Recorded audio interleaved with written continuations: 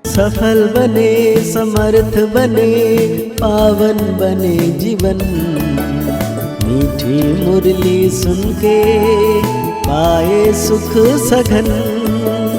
आज का चिंतन, आज का चिंतन। ओम शांति। Good morning.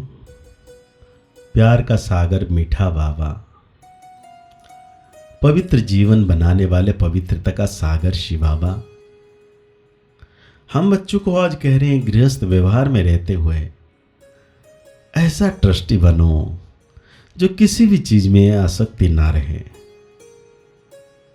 हमारा कुछ भी नहीं, ऐसा बेगार बन जाओ। तुम बच्चों के पुरुषार्थ की मंजिल कौन सी है? बाबा पूछ रहे हैं आज हमको, तुम बच्चों के पुरुषार्थ की मंजिल कौन सी है?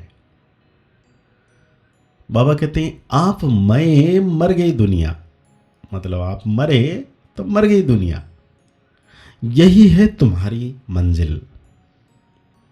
शरीर से ममत्व टूट जाए, ऐसा बेगर बनो जो कुछ भी याद ना आए।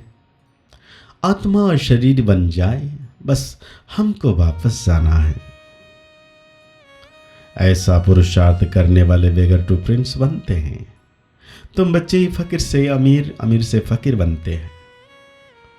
जब तुम अमीर हो तो एक भी गरीब नहीं होता है। बाप बच्चों से पूछते हैं कि आत्मा सुनती है या शरीर सुनता है? आत्मा सुनेगी जरूर शरीर द्वारा। बच्चे लिखते भी ऐसे हैं, फलाने की आत्मा बाप दादा को याद करती है, फलाने की आत्मा आज फलानी जगह होती है।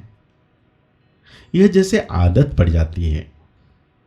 हम आत्मा है क्योंकि बच्चों को आत्मा अभिमानी बनना है। जहां भी देखते हो जानते हो आत्मा और शरीर है, और इनमें है दो आत्माएं। एक को आत्मा और एक को परमात्मा कहते हैं। परमात्मा खुद कहते हैं मैं इस शरीर में, जिसमें इनकी आत्मा भी प्रवेश करती है, रहती है, मैं भी इनमें प्रवेश करता हूं। शरीर बिगड़ तो आत्मा रह नहीं सकती।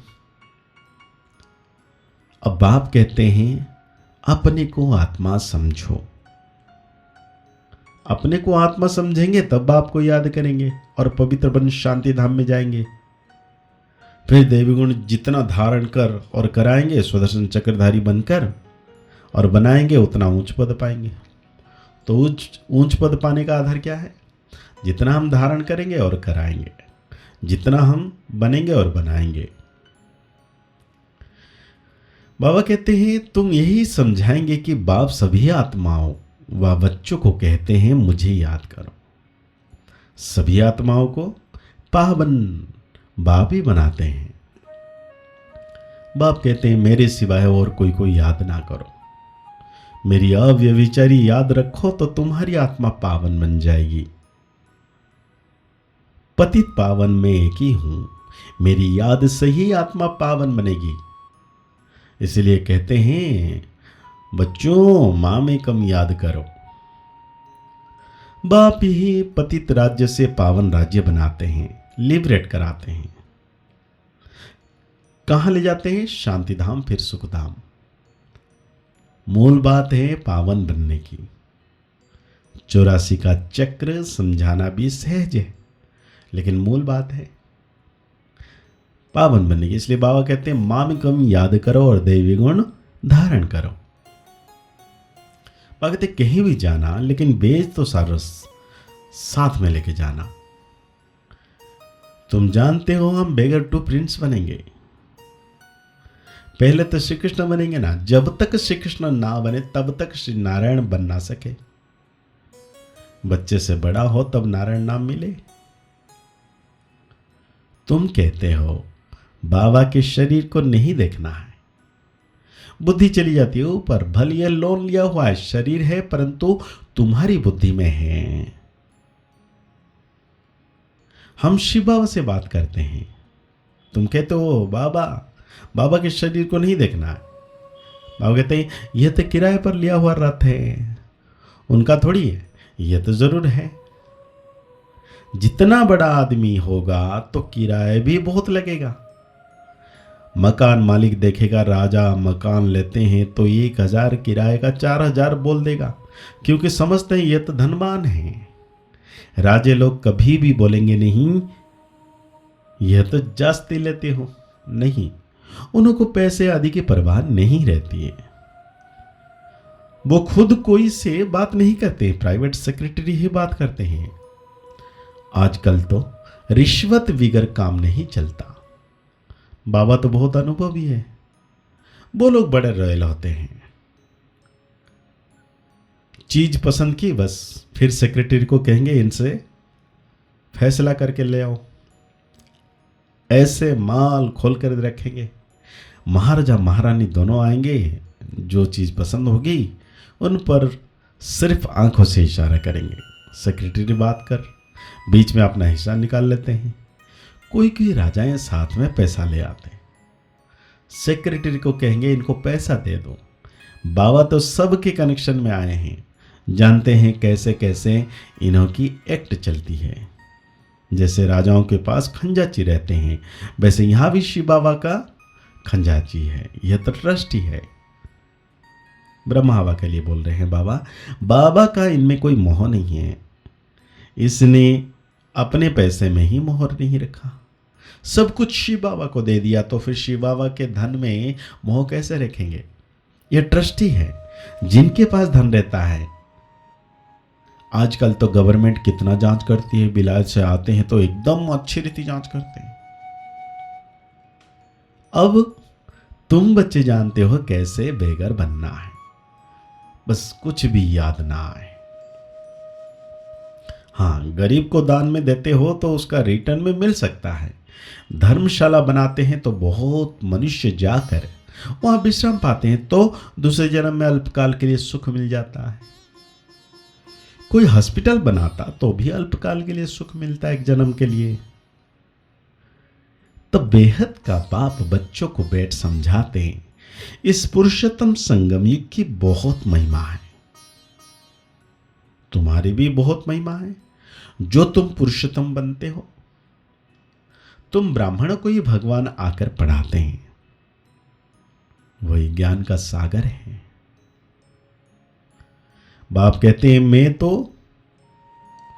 तुम जो गीता आधा कल्प से पढ़ते हैं सुनते आए हो, उससे कुछ प्राप्त हुई क्या? बाप पूछ रहे हैं। पेट तो कुछ भी भरा नहीं, अभी तुम्हारा पेट भर रहा है। अब मैं तुम्हारा पेट भर रहा हूं। बाबा कहते हैं तुम जानते हो यह पाठ सिर्फ एक ही बार चलता है। खुद भगवान कहते हैं मैं इनमें प्रवेश करता हूं, ब्रह्मा बाबा के तन में। तो बाबा कहते हैं यह है ईश्वरीय यूनिवर्सिटी। भक्त लोग समझते नहीं, अनेक बार सुना भी है। भगवान उवाच, क्योंकि गीता ही भारतवासियों का धर्मशास्त्र है। गीता की तो अपरंपार महिमा है। सर्वशास्त्र में शिरोमणि भगवत गीता है। शिरोमणि अर्थात श्रेष्ठ श्रेष्ठ पतित पावन सदगति दाता एक ही भगवान, जो सभी आत्माओं का बाप है। तो आज बाबा धारणा के लिए कहते हैं अतीन्द्रिय सुख का अनुभव करने के लिए स्मृति रहे, यही पुरुषोत्तम संगम युग है। जबकि हमें भगवान पढ़ाते हैं जिससे हम राजाओं का राजा बनेंगे। अभी ही हमें ड्रामा के आदि मध्यांत का ज्ञान है। अब वापस घर जाना है, इसलिए शरीर से भी पूरा बेघर बनना है।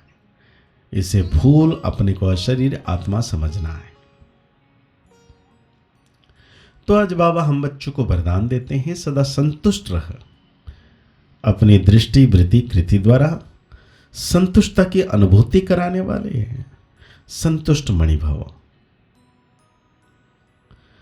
बाबा कहते हैं ब्राह्मण कुल में विशेष आत्माएं वो है जो सदा संतुष्टता की विशेषता द्वारा स्वयं भी संतुष्ट रहती है और अपनी दृष्टि वृत्ति कृति द्वारा औरों को भी संतुष्ट की अनुभूति कराती है। वही संतुष्ट मणियां हैं जो सदा संकल्प बोल संगठन के संबंध संपर्क व कर्म में बाप दादा द्वारा अपने ऊपर संतुष्टता के गोल्डन पुष्पों की वर्षा अनुभव कराती हैं। ऐसे संतुष्ट मणियां ही बाप दादा के गले के हार बनती है, राज्य अधिकारी बनती है और भक्तों के सिमरन की माला बनती है। तो आज बाबा हम बच्चों को स्लोगन दे रहे हैं, नेगेटिव और वेस्ट को समाप्त कर मेहनत मुक्त बनो। नेगेटिव और वेस्ट। तो आज की मुरली के अनुसार हम सो मान लेंगे, मैं संतुष्ट मणि आत्मा हूं। मुरली को और गहरी रीति से चिंतन करते हुए मीठे मीठे मीठा बाबा की याद में सदा समय रहना है कि बाबा सदा मेरे साथ है। मुस्कुराते रहिए, आगे बढ़ते रहिए, पुरुषार्थ करते रहिए, खुश रहें, स्वस्थ रहें, मस्त रहें। ओम शांति, ओम शांति, ओम शांति।